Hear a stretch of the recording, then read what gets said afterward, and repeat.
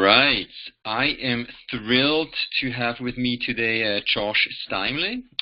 Josh, you're the founder of MWI, a globally operating digital marketing agency. We recently teamed up so that we can provide international and multilingual SEO and digital marketing services to companies worldwide. I speak now globally, and it naturally was a great fit for us to team up. Also, we're going to deliver a workshop in London on April 10th, 2018, and I'll let you talk about your part of this workshop.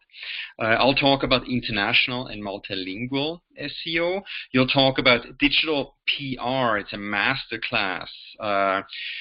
Josh, why don't you briefly introduce yourself and tell us a little bit about that workshop as well?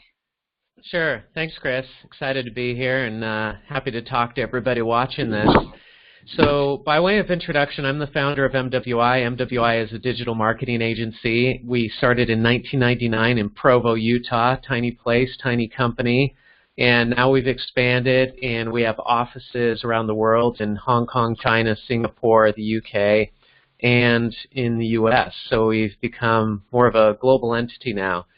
And we specialize in SEO, but we also do paid search, content marketing, social, digital PR, and a bunch of other stuff. We look at ourselves as full service. We basically take on clients who just need to get a bunch of stuff done that has to do with digital marketing, and we get it all done.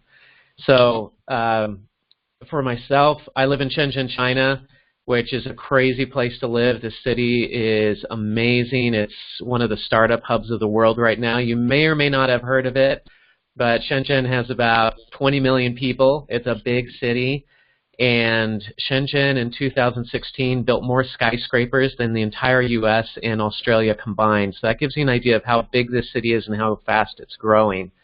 And this is where the largest drone company in the world is, DJI, and all the tech companies in China like Tencent, which makes WeChat, which is a super popular social network over here in China. And it's just a super exciting, dynamic place to be. But the internet's terrible here because China filters and censors internet and everything. So that's the only downside of living here. And also, we didn't put that in the script, but so China, the main search engine there is Baidu, right? Very few people know how to optimize for that search engine. Can you real briefly talk about Baidu? Yeah, so Baidu is kind of the Google of China, but at the same time, what surprised me when I moved here is that they don't really have a Google here. Baidu is not really Google because they just don't do search that much. Like the way that we are so Google-centric and so search-centric in the West, they just don't use search that much at all.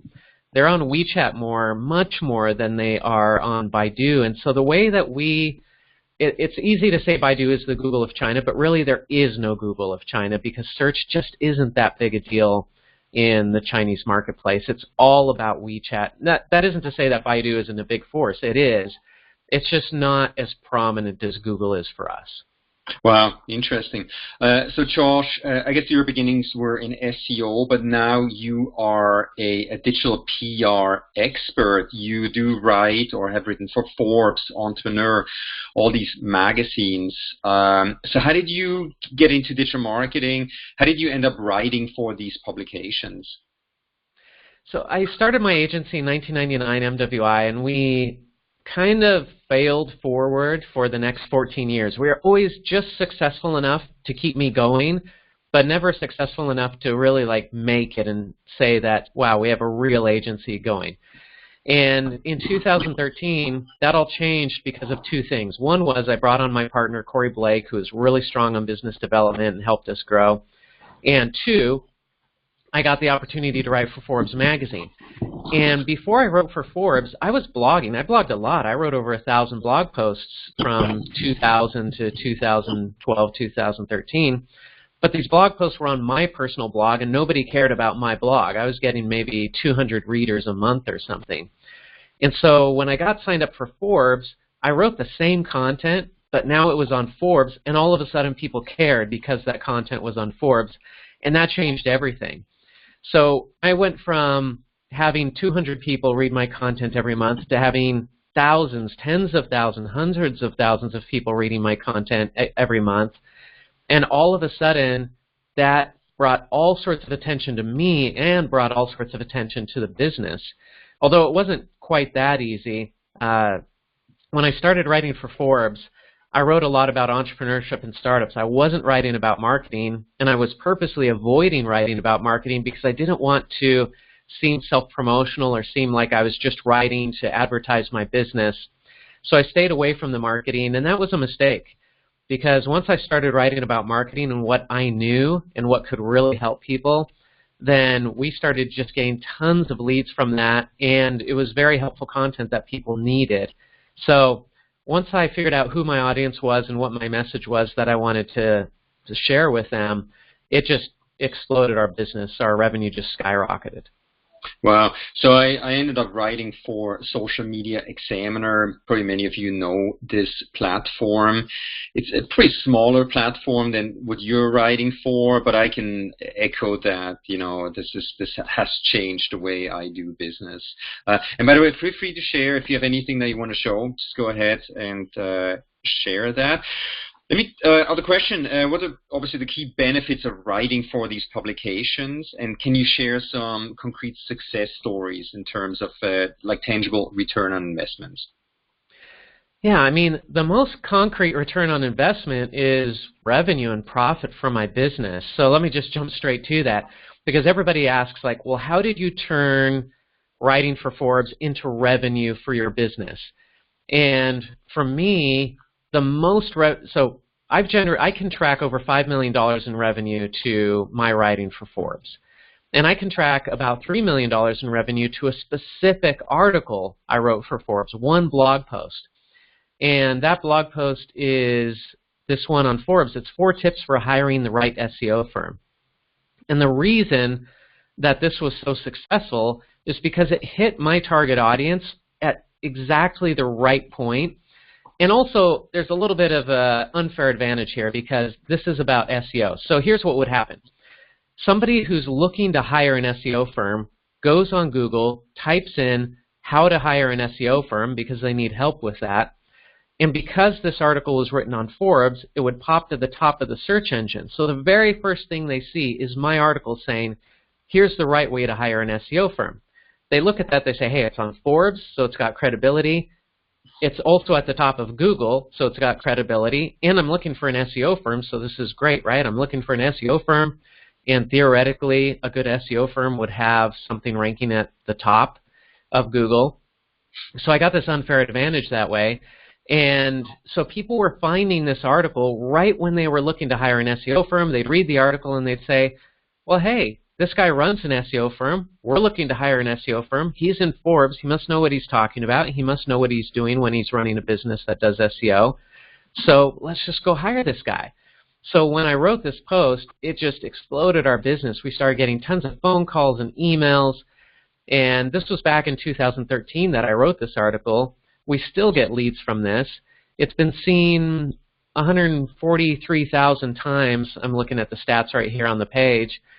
And so this article is just, it's been millions in revenue for us. Now, that's not the type of success that everybody's going to see from writing for these publications with their business, but I know people who have had greater success from this. I know other people have had lesser success, but when you get a platform like this and you figure out who your audience is and who you are and what your message is, and all those things align the right way, you can get these types of results from having this kind of platform.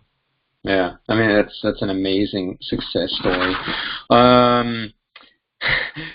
Can you share some tips on how to pitch yourself to be featured in large publications such as Forbes? And what kind of mistakes do you see people make in regards to trying to get featured in these publications? I'm sure it's not that easy to get in there, right? Right. I'll give the quick version. I actually have a master class I sell online, and it's like 20 hours of video on how to do this, but I'll give you the quick version here. So, and we'll give the more extended version when we actually do the workshop in London. We'll give it a little more detail, but here's the nutshell version of how to do this. So, first of all, just to explain this model. So, companies like Forbes, magazines like Forbes, They have staff writers who are professional journalists who work full-time. They're on the payroll. This is all they do is write articles. I'm not one of those people. I'm not a professional journalist. They also have contributors who are professionals who are working in a certain field, and they bring these people in as guest writers. They call them contributors. And these people get to write for Forbes for free. And the reason they write for free is because they get exposure like I did. I mean, I got paid. I just didn't get paid by Forbes. I got paid by people who read the articles at Forbes. So these contributors, Forbes has over, I think, 3,000 contributors now writing for them, writing all these articles for free all the time. Most of them write an article every week. And so if you want to get in as a contributor, that might sound like a lot of people, 3,000, but they probably get 10,000 applications every month from people who are trying to get into Forbes and want to write for Forbes. If you know how to write decently in English, which is important because it's an English publication, if you know how to write a decent blog post or a decent article, and you have a niche that you're an expert in, and everybody is an expert at something, but if you're an expert at something, and especially if you already have an audience, then it's not that hard to get into these publications. It really comes down to pitching yourself the right way and showing that you're an expert that they want to have. So one thing you need to do is you need to get content together that you're going to show off, that you're going to go to the editor with and say, hey, here's what I've written in the past, therefore this is what you can expect to get from me in the future. That can be your personal blog, it can be posts on LinkedIn, it can be Medium, it can be anywhere that you can show off content, even if it's just a Google Doc or a Word doc that you can send in, but say, here's the type of quality you can expect to get from me. You're going to need that when you go pitch to the editor. So if you don't have that, you need to start creating it. If you already have it, you might want to go back and take a look at that and make sure that it's polished and it's the type of thing that you can show off as part of your pitch to an editor. But the most important thing is figuring yourself out and figuring out what special niche you can occupy. At Forbes, they call this your swim lane.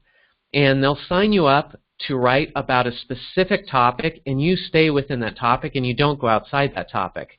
So if the topic you get signed up for is SEO, you only write about SEO. You don't write about anything that's not related to SEO. It has to all be about SEO, and that's it. And you might say, well, but I want to write about other stuff. Well, that's great. You have to go join a different publication and go write about that other topic there, because Forbes is only going to sign you up for one thing. From the perspective of Forbes, what they're doing is they're collecting a bunch of experts, the top experts in each field. They don't want somebody who just writes great articles or writes great content. They want the expert in such and such area. And SEO would actually be too broad. If you went to Forbes and you said, hey, I'm an SEO expert and I want to write for you, they'd say, well, yeah, and there are 100,000 other SEO experts out there who want to write for us. But if you can go into Forbes and say, well, I'm the expert at this, I don't know, local SEO for China or something like that, then they'd say, oh, wow, we don't have one of those. That sounds really unique. That sounds like something that nobody else can write about, or nobody else we have can write about. Therefore, we want you because you have this particular skill set that's really unique. So figuring out what your swim lane is, what your narrow field of expertise is going to be, is really critical when you go to pitch these publications. Because if you're a generalist, they don't need generalists. They need specific experts at a certain thing. And then if you can also, I mentioned, bring your audience with you. If you have an email list, even if it's just 500 or 1,000 email subscribers, that's huge, because then you can go into the editor and say, hey, I'm not just going to bring you great content that people are going to want to read and want to share, but I've got an audience who isn't reading Forbes currently, and I'm going to bring them with me. And every time I publish an article, I'll send an email out to them, and they're going to share that content. They're going to read it. That's going to boost your numbers. That becomes really attractive as well. And it doesn't have to be a huge audience. You don't need 20,000 subscribers. Even if you just have 500 or 1,000 loyal subscribers, that's huge for them. Wow, that's an awesome tip. Do you recommend for business to hire a PR agent or a company to get these placements for them? I mean, this sounds a very like intimate, like you driving this process. Well, what's your take on that? Yeah, so there are two ways to get into these publications. You can get in as a contributor, which is what I've been talking about, and then you've got a commitment. You have to write an article every week for Forbes. If it's a different publication, they'll have their own requirements. But you're committed, and you have to produce this content. And for a lot of people, they're saying, well, I don't want to be a writer for Forbes. I just want to get my company featured in a few articles on Forbes and Entrepreneur and Mashable and some of these other places. So these are two different games. The contributor game, that's one side of things, and if that's a great fit for you, great, go do that. It's awesome. It's been huge for me. The other side of it is, I just want to get some PR. I recommend, and I have friends who run PR agencies, and we do PR. My agency does PR too. I know a lot of people who run PR agencies who say, go try it yourself. Go try to pitch yourself first before you hire a PR agency, because one, you're going to learn a lot about how PR works. And you're going to understand the process better, and that makes you a better client to work with a PR firm later because you get it, and you understand the value then that a PR agency brings to the table, and you understand what the pitching process looks like. And if you can make it work on your own and you can get some placements, that's great. You just saved thousands of dollars, maybe tens of thousands of dollars. I know companies that will go out and blow $80,000 on a PR agency and get one article out of it, and they just paid $80,000 for this one article. So if you can go pitch these articles yourself, you could be saving a lot of money and getting valuable experience. If you don't have time to pitch articles yourself, that's when you go and hire a PR agency. Or you just don't have the relationships. You don't have the means of pitching. What PR agencies really provide are two things. One, relationships, and two, time. So if you have a lot of money but not the right relationships and not a lot of time, then you go hire a PR agency. If you don't have money, then you can't hire a PR agency, so you've got to spend the time and you've got to go create those relationships if you don't have them already. But in order to pitch an article and get that PR, the best place I can steer you to is I've got this blog post on my blog called How to Get Me to Write an Article About Your Company. This is me as a contributor, as a writer for Forbes and other publications saying, hey, if you wanted to pitch me to get me to write an article about you, I'm telling you exactly how to pitch me, how to send me the right pitch that's going to get results. Now, don't pitch me because I'm too busy. I can't take on any more work, but go read the blog post because this is how you should pitch other journalists and get them to write about you. And first off, I start out saying, here's how to not pitch journalists. And I'll just read a few of these.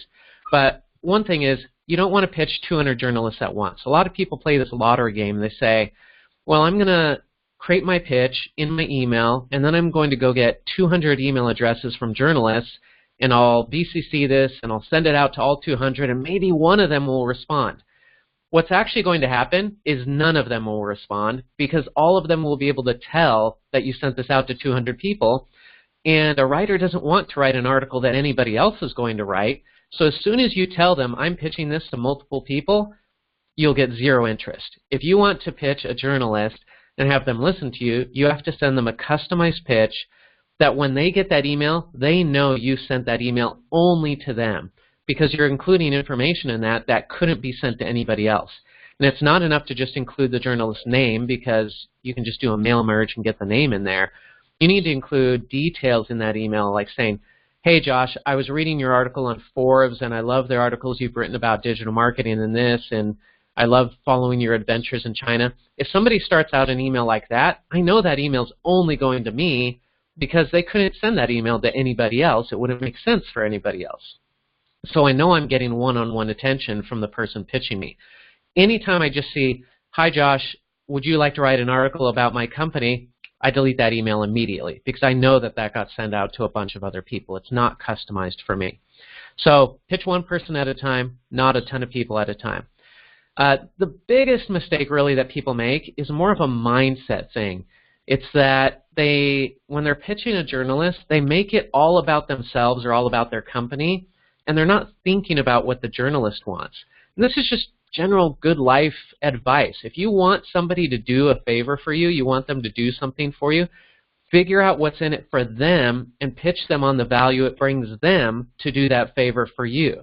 If all you talk about is the value you're going to get from it, well, you're just asking for a favor and it's all give on their end, or it's all take on, you're just taking, you're not giving anything. But if you talk about, hey, I'm bringing something to you, I'm helping you, then you are more likely to get the results that you want.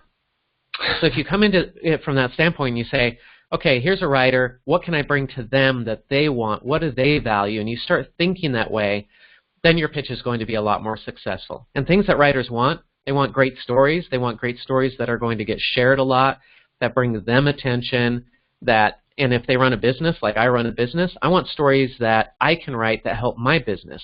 So how can you bring me a story that helps my business but also helps your business at the same time? This is the way that you want to be thinking during that pitch process.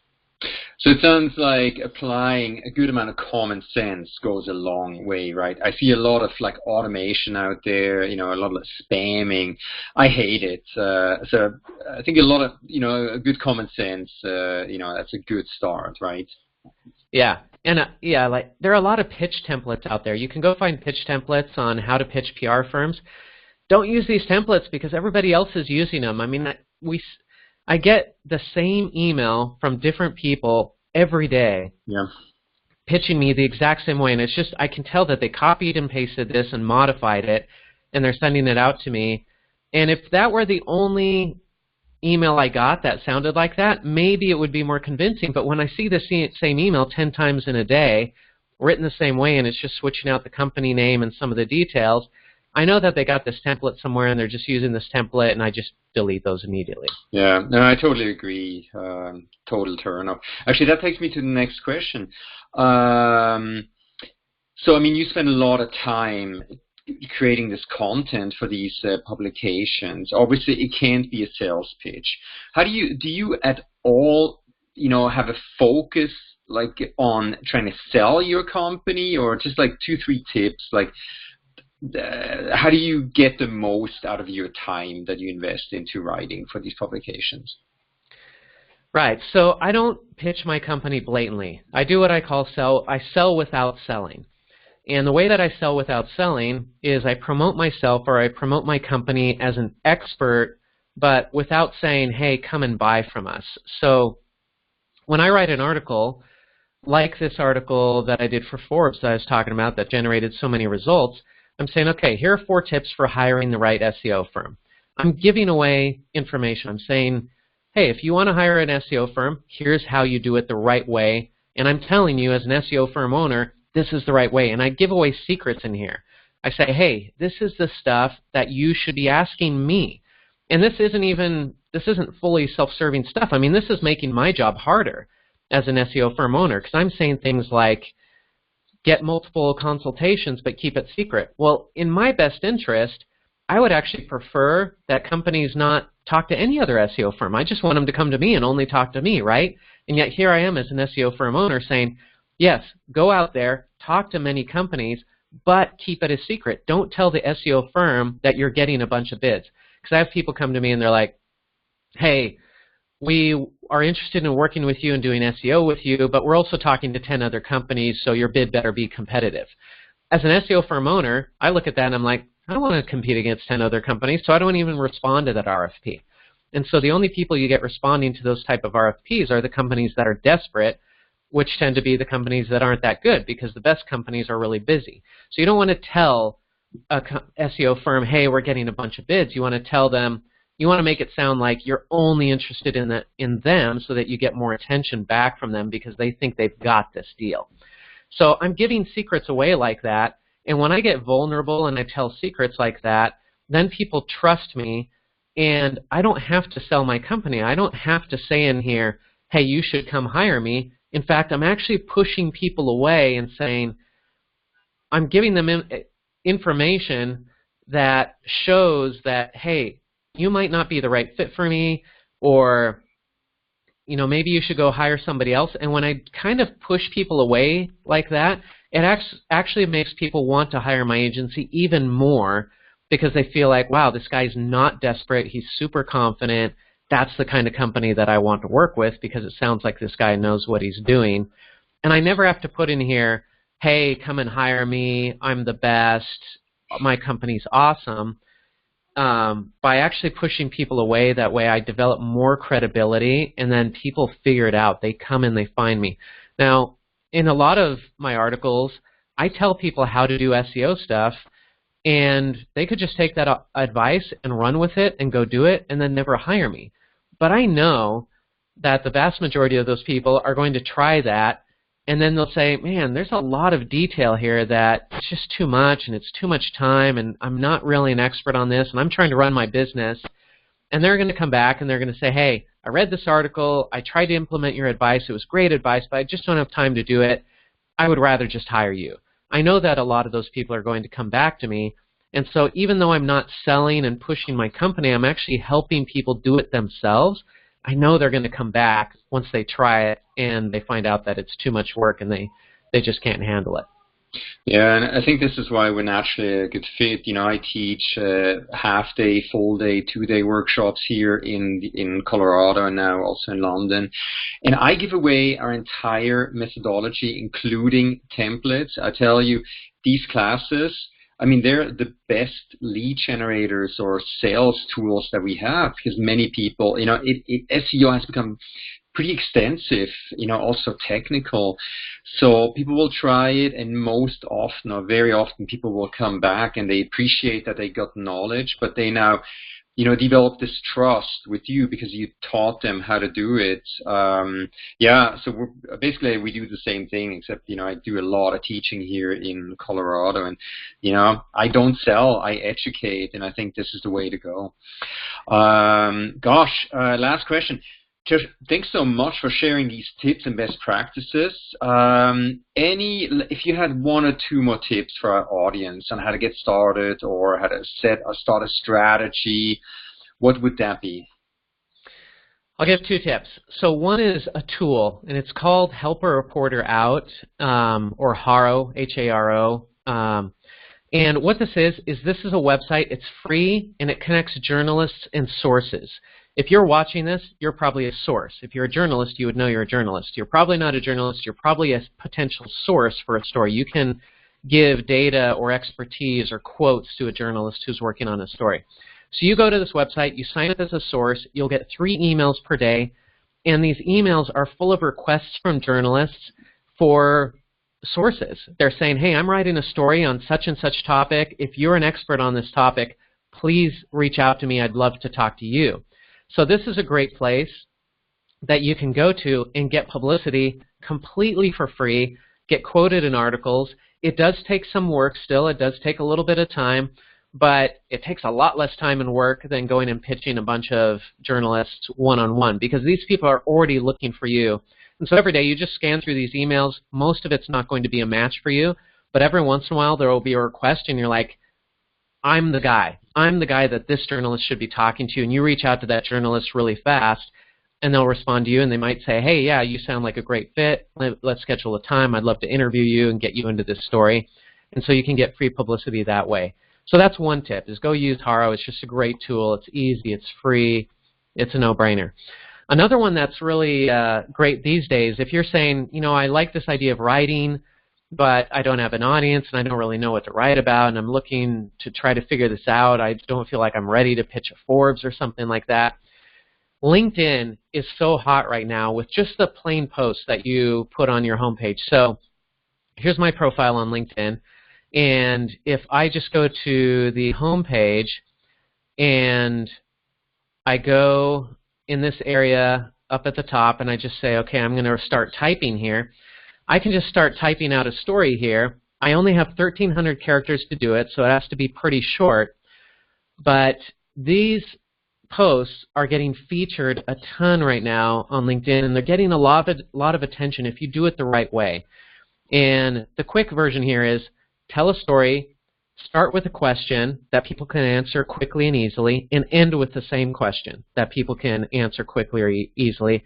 And it needs to be a question that people want to answer.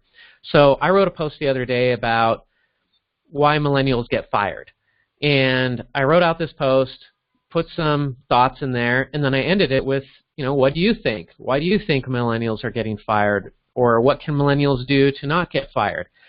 And that post went wild, and it's up to, this isn't the stat for that post, this is a more recent post, but it's up to something like 120,000 views, and I've gotten hundreds of comments and likes and all sorts of engagement out of that. So you can go on LinkedIn and you can start testing out your content right now and figuring out what works for you. And as you create this content on LinkedIn, it will give you ideas about what you might be able to write for full-fledged articles, because 1,300 characters is really short. But you can test out an idea there, and then when you get a lot of engagement, you can say, wow, a lot of people care about this issue or about this topic. Maybe I can go write a blog post about this, and then you can publish that on your blog. And then you can use that content also to go pitch Forbes later on and say, hey, I figured out how to get in touch with my audience, create content that they care about. Here's some successes that I've had in the past, and now I'm ready to write for you because I've figured out how to do this, how to play this game. LinkedIn is a great training ground to learn how to play that content game, figure out yourself, figure out your audience, figure out your message, test out ideas, and then go take it to the big leagues. Awesome. Well, it sounds like common sense, authenticity. It takes time, it takes resources, but Josh, you shared a ton of information with our audience today. I appreciate it. I look forward to our master workshops in London on April 10th. With that said, I'd like to thank you, and let's do this again sometime soon, and I'm going to stop the recording right here. Josh, thank you very much. Sounds awesome. Thanks, Chris.